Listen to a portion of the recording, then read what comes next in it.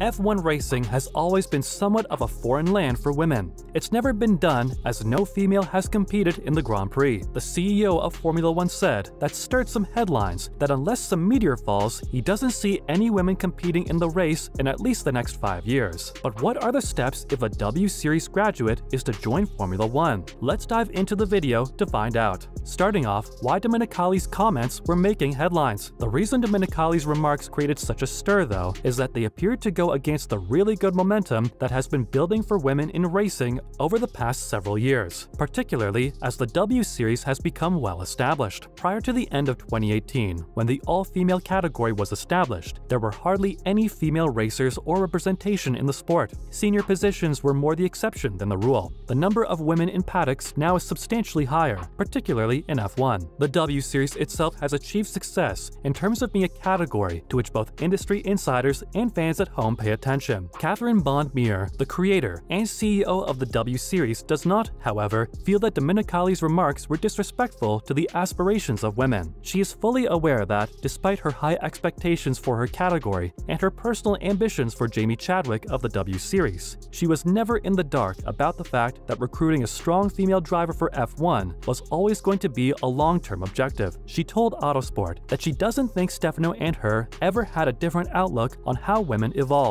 The young Carter, who are just starting now, who are 7 and 8 years old, must be used. Additionally, they must begin on an equal footing with the same number of resources, time in the kart, and vehicles that they are driving. I'm actually not going to write Jamie off, though. She is moving with such force, and I really believe that women's sports are gaining momentum. I mean, I have a ton of confidence in how the W Series will develop and evolve in that. Moving on, was Domenicali's statement of a 5-year timeline misleading? Realistically, Chadwick, the most qualified candidate to date, is still 2 steps away from being given the opportunity to compete in Formula 1. She appears to be on track to win her 3rd W Series championship, possibly as soon as this weekend's race in Singapore. However, her most recent victory won't help her cause in any official sense, because repeat winners in the series aren't allowed to rack up additional super license points under the FIA's arrangement. Her total now stands at 25, which includes 10 points for placing 4th in the Asian F3 series in 2019-2020, and 15 points for winning the 2021 W Series. She is now 15 points short of the requirement to enter Formula 1. Additionally, Chadwick has a limited amount of time to make up those 15 points. In essence, if 2023 goes well, 2024 has an open door. Otherwise, there is a chance that it will take considerably longer. She could need to finish 4th overall in FI3 F3 next season, or win Indy Lights to increase her current 25 points to the threshold of 40. But if she failed to reach that goal in 2023, she would forfeit the 10 points from Asian F3 in 2024, which may force her to play catch-up over time and require the collection of more points going ahead. Beyond Chadwick, the most likely prospect for F1 in the future is someone who still needs to advance through F3, F2, and maybe one more season of F1 testing. A 5-year timeline seems most reasonable in such a situation. Following on, Domenicali's comments did not get widely reported alongside his main soundbite. People got angry at the comments passed by the CEO of F1, yet the problem was that the news outlets failed to highlight the complete story. In addition to his key soundbite, Domenicali also stated the following, which was not widely reported. He said that they're trying to understand how they can prepare the proper pyramid and also for the females to enter the pyramid at the right age with the right vehicle. This is the main idea. He additionally said that they're really pleased with the partnership with W Series, but they feel that in order to provide females the opportunity to compete on an equal footing with men, they must be roughly at an age where they can compete on the track at the level of Formula 3 and Formula 2. So they're examining their options to see how they might enhance the system, and you will soon observe some activity. Lastly, how is the W Series breaking barriers? The difficulties that led to the development of the W Series, such as a lack of opportunities and investment in young females just starting out, are not the kinds of issues that go overnight. For instance, Bond-Meir wonders how much further forward Chadwick might have gotten if she had the younger experience that people like Lando Norris and George Russell had. She added that George and Lando are among her peers. No one knows the answer, but she believes they have driven for many more testing or racing vehicle hours years than she has, and that's where the gap is found. It is also impossible to ignore the physical demands of motor racing, particularly in light of the power steering used in some categories. The steering load in an F2 vehicle is several times more than it is in an F1 car, according to a recent study on steering loads on wheels. Bonmir continues. So the issue is, does that disadvantage women? It is data-driven, yet we lack the necessary data. But I'm aware that the FIA is beginning to look at some studies in this area, which is one of their positive initiatives. Next, in other news, Red Bull was found guilty of breaking Formula One's budget cap. The FIA stated that Red Bull exceeds the $145 million, €114 million cap for 2021,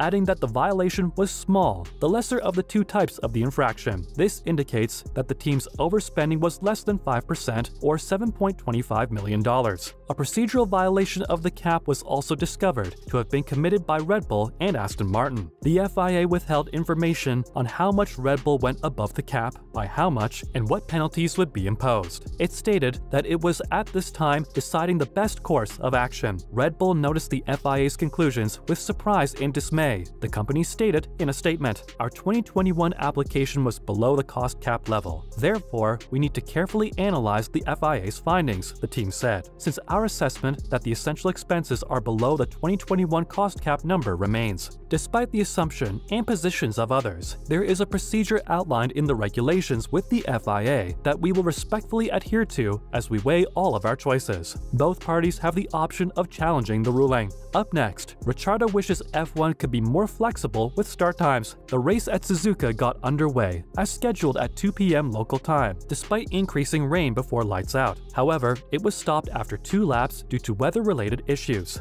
Following a 2-hour break, the race restarted with 40 minutes remaining in the 3-hour timeframe, allowing time for 28 of the 53 laps to be completed. Due to a quirk in the rules, full points were still given for the race, but the delays have caused many in Formula One to wonder what changes may be done for wet weather races to give viewers more action. Ricciardo, a McLaren driver, said that the race starting timings may be more flexible, seeking for weather opportunities to fit in more racing. In response to a question from motorsport.com about how dissatisfied fans were with the weather delays, Ricciardo responded, "They want to compete. A place where we wish he could improve is, although it's simple to say now, we were aware that it might rain. It resembles 2014. Even if you advance it by an hour, we may add 20 laps at the start, and you can still call it a race. Again, let's attempt to draw some conclusions from this. He is aware that television plays a significant role in society. In the end, we want to race." Finally, Verstappen hints at F1 retirement. On Sunday, the Dutch driver won the Japanese Grand Prix for the 2nd time in a row. The race had been exciting and complicated. Verstappen signed a large new contract in March to commit himself to Red Bull through the conclusion of the 2028 season, following the completion of his first championship. Verstappen, who will be 31 at the end of that deal, has hinted that it may be his final one in Formula One after being a 2-time champion. Verstappen said when asked how long he could maintain his dominance, "It can be a long time, but ultimately, I don't see me driving till I am 40, because I also want to do other activities." He said that he's in Formula One for a few more years, and he's really enjoying what he's doing right now. He's under contract till 28. He further said that what happens next depends on how things turn out. It's vital to try new things. Therefore, he will probably attempt a couple of other racing events as well. That's a wrap for this video. What do you think? Will the W Series finally make it to F1? Comment below, give this video a thumbs up, and subscribe to our channel for more videos like this. See you in the next one.